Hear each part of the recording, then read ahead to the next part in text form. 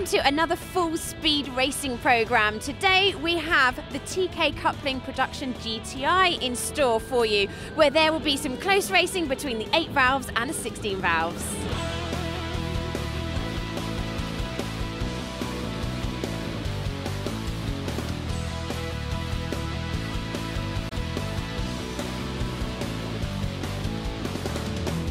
I'm here in the paddock with the Production GTI Championship, and their new title sponsor is Teekay Couplings.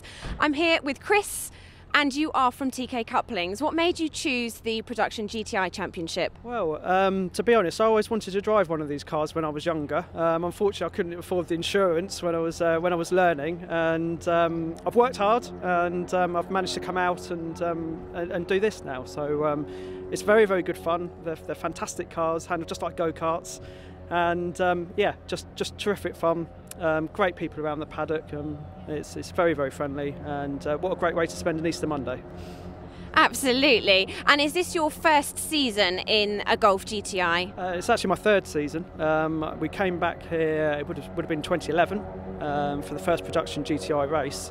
And yes, I'm in my third season now, and getting gradually quicker. It's coming, but practice makes perfect, doesn't it? So. Your dad runs the company with you. Is he going to be competing this season? Hopefully, yeah. He just passed his hard test last week, so you never know. You might see him out sort of around Brands Hatch, something like that. But he'd love to get involved. Are you going to be giving him some tips? Yes, and hopefully he won't go too much quicker than me, because that would give us something to talk about over the dinner table, wouldn't it? So no, looking forward to seeing him out anyway.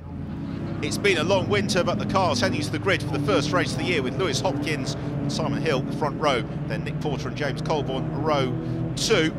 In Class B, heading the way, it's Craig Roberts with a very impressive 11th place in qualifying. 18 cars then for the Teekay Couplings Production GTI Championship season starter. Here is an overcast Castle Combe as we get ready for the off, and away we go. And it's the white car of Lewis Hopkins, 95, that's well away. The red machine of Simon Hill, though, is going side by side with him as they sprint towards Folly for the first time before they sweep to the left and then begin the long climb up Avon Rise. Tim Hartland in the thick of the action there in the sky blue number 9 car, also David Paris well away, as is Chris Webb in number 57, but it's Hopkins who leads into quarry for the first time.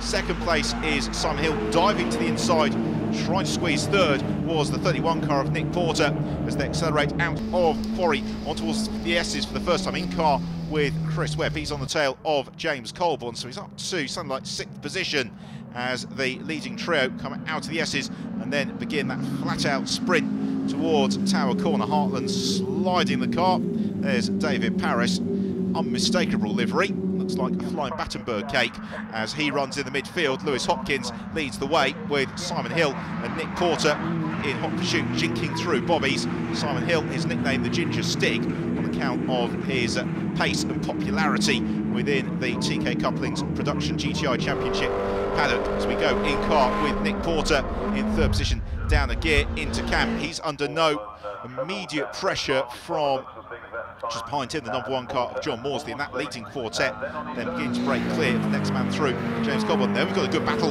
brewing up here between Chris Webb, number 57, and alongside him that blue car, number 9, Tim Hartland, who's surely not going to try around the outside of Folly. He is now, will keep his right foot firmly planted. It will give him the inside line for left-hander at Avon Rise, but then for quarry it's probably Chris Webb who might have the advantage in terms of track position, but Tim Hartland a little bit later on the brakes, swoops around the outside of him, so Webb slides down the position. He's also got Craig Roberts on his tail. Roberts to the head of Class B, absolutely flying. Great to see the out-valve car going so strongly as the leading quartet jink through the S's. Then we've got this Hartland, Webb and Roberts battle, and Craig Roberts all over the tail of Chris Webb.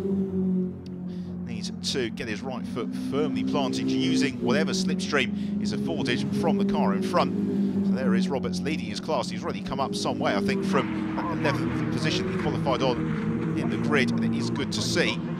The 8-valve Class B cars do mix it very much at the head of the field with the 16-valve cars that run in Class A, so jinking through bobbies and then accelerating on towards Cam Corner. Another lap about to be reeled off. Leading quartet already through and gone. It really is this battle for the second half of the top 10, which is the one that catches the eye. Tim Hartland in particular looking very spectacular in that number 9 car, but at the moment Chris Webb might just be thinking about his mirrors a little bit, because he has got Craig Roberts, the bright red number 11 car, closing in on his tail. Another battle going on. James Howlison, he has got Paul Blackburn on his tail. Blackburn, perhaps unsurprisingly, in the all-black car. Howlison then red number 70, just clear of him, and they've got Nick Jarvis as well, looming large on their tail. The leading group of cars already jinking through the S's though. There's Nick Porter in third position. Porter trying to get himself onto terms with Simon Hill. Consults his mirrors, but is a long way clear of John Maudsley as we ride in car with Porter, about to hit the braking zone for Tower Corner. Back to the Howlison and Blackburn battle. Entertaining tussle this one. The pair of them sprinting on towards Tower as already Lewis Hopkins reels off the lap. Simon Hill in second, and we've got a gap where Nick Porter used to be in third.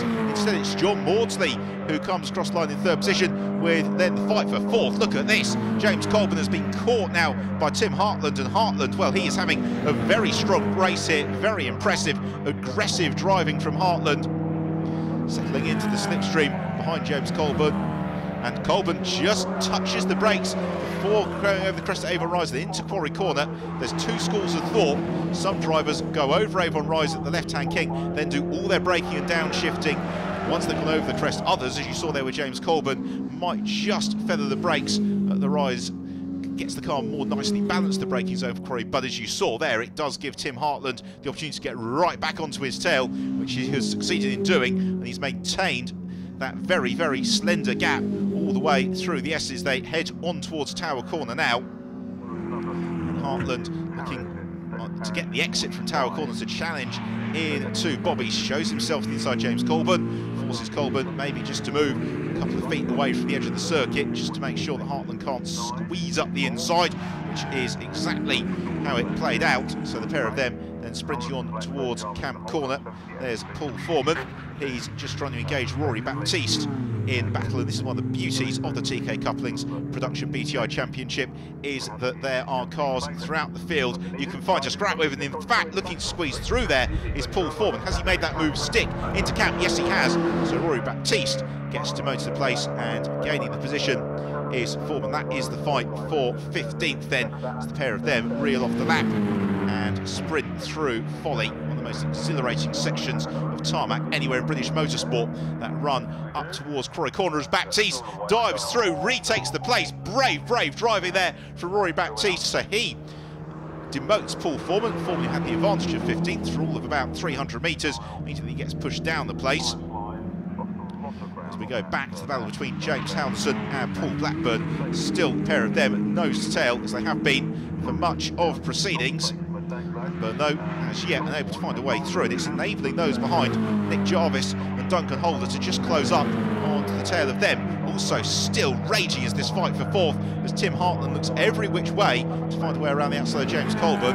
Colburn proving that when you want it to be, Volkswagen Golf GTI can be exactly the same width. The circuit of Castle Combe means that Tim Hartland is frustrated his efforts to get through, and of course this championship is very, very tightly controlled in terms of regulations. It keeps the costs as low as practically possible for the drivers. It also means that the cars, to all intents and purposes, are absolutely identical, and therefore an on-track advantage really must come from just trying to force your rival into an error, and at the moment Tim Hartland has not been able to do that. So James Colburn maintains fourth position. Lewis Hopkins, however, heads into the final lap of the race, and Hopkins, former Caterham racer, has utterly dominated this race. Opening round of the championship, still going very strongly is Craig Roberts, who's on the tail of Martin Walsh. So Roberts leading Class B. He's got that flipping wheel trim that he's had throughout the course of the race, but it's not harmed his performance whatsoever. And he's up into 8th place in the race overall as well. Martin Walsh, though, an experienced competitor, maybe a bit tricky for Roberts to find his way past, particularly in these last stages of the race. But that's not stopping him trying very, very hard through Quarry Corner, pitching the car into almost a near drift, something you'd see in a time attack event, not a circuit race. But he hasn't actually lost much ground to Martin Walsh, and Walsh in turn doesn't make friends with the apex there through the S's. But Roberts just drops back ever so slightly, maybe those tyres feeling a little bit worn out after that display at Quarry Corner. Nonetheless, Roberts well on course to claiming class victory, as coming into Camp Corner for the final time to take the checkered flag is Lewis Hopkins, who has taken, in the end, a fairly comfortable victory here. He's been chased all the way by Simon Hill. Hill couldn't quite engaged in battle.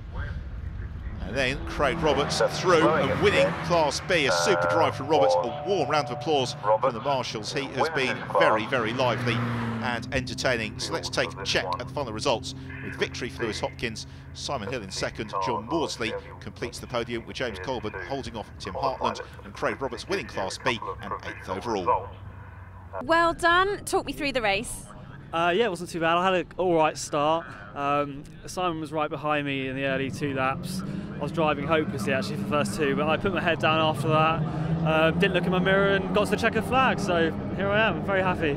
So that's your secret then, just don't look behind you? Don't look behind you, no. Keep going forwards. Simon, you came second, well done.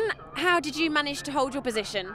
It was just a case of just keep chipping away and keep an eye on what was going on behind. I know Nick kept me honest for quite a while. Lewis just gradually just kept eking out, and really after a while I'd stopped sort of concentrating on him, making sure that Nick didn't close me down. I think he dropped away with some kind of mechanical issue because 1 minute he was there, the next minute he was gone. It was a bit of a lonely race after a while, but just kept plugging away and trying to do my best.